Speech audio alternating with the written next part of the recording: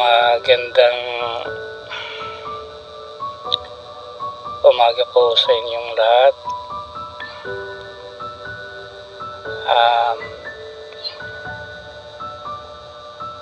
Para po sa aking mga friends dito sa YouTube na channel na ito, na followers ko sa Facebook,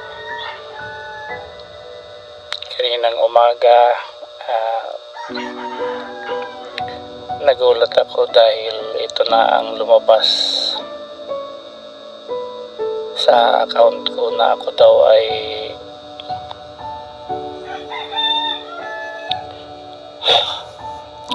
ay suspendido for 180 days. At sa hindi ko alam kung ano na naman ang aking naging violation. So ako po naman ay nag-appeal. Nakakapanghinayang lang dahil umabot na po ng 12,000 followers tayo. At mas ang nakakapanghinayang doon na yung earnings natin na umabot na ng $96 na hopefully by September 21 or 20, dahil yun ang payout, makukuha sana natin. Alam naman nyo na yun lang, ito lang ang nakakapagpasaya din sa atin sa Facebook. Kung tutuusin, dito nga ako palagi nakababad. Pero ano pa man, sana may balik pa. Pangalawang beses na po ito. Nung una, meron nag-attempt na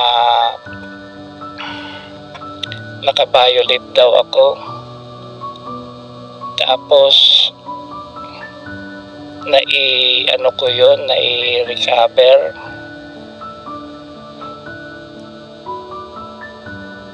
In just one day, hindi nga umabot ng 1 day kasi yun agad nireset ko yung password. Ito sa di ko alam, bigla na naman naging suspended, no? Yung una,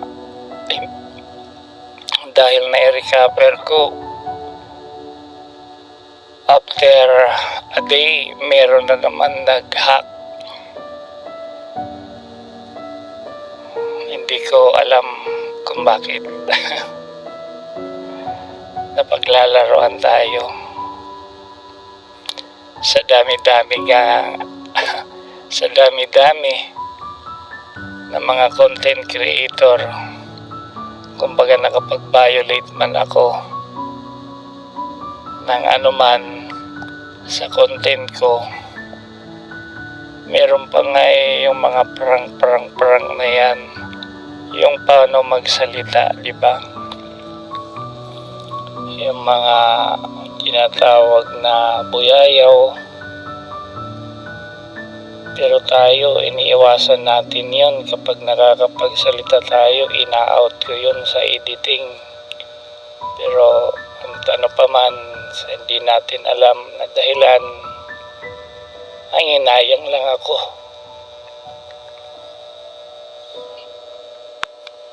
Nahinayang